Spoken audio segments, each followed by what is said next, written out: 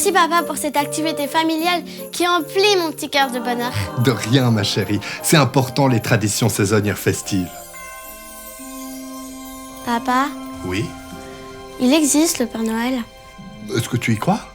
Oui, Alors il existe.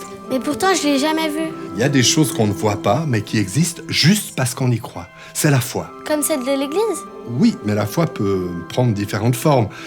On peut croire qu'un vieux monsieur apporte des cadeaux le soir de Noël, mais on pourrait aussi croire qu'il est mort en croix, puis ressuscité. Ou alors qu'il a coupé la lune en deux. Ou encore qu'il s'est élevé dans le ciel sur une route de bijoux en jetant des jets d'eau et de flammes jusqu'aux confins de l'univers, en emplissant le firmament de copies de lui-même. Mais c'est pas possible tout ça. Le fait que ce soit possible n'est pas important si tu y crois. Croire permet de grandes et belles choses. Enfin, si les autres sont d'accord avec toi. Parce que les gens ne croient pas tous la même chose. Non. Et c'est là que ça se complique. Parce qu'il y a des gens qui croient tellement fort à quelque chose qu'ils ne supportent pas que d'autres n'y croient pas aussi, ou qu'ils croient à autre chose. Ça peut les rendre fous ou fanatiques. Mais alors, croire c'est mal? Non, pour la majorité des gens, croire est une bénédiction. Ça permet de nous rapprocher les uns des autres et de remplir un vide qu'on peut avoir dans le cœur.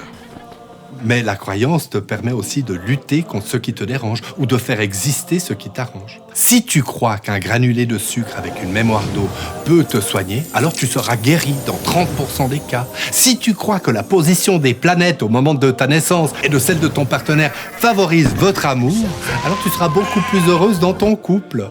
Si tu crois que l'immigration est la source de tous tes problèmes, alors ta vie sera beaucoup plus simple puisque tout sera de la faute des étrangers. C'est magique! Oui, mais attention. La croyance peut aussi te jouer des tours. Si tu crois que les microbes te veulent du mal, tu risques de te laver les mains jusqu'à ce qu'elles saignent. Si tu crois que la chance est de ton côté parce que tu as vu un chat noir sous une échelle un vendredi 13, tu risques de perdre tout ton argent au casino.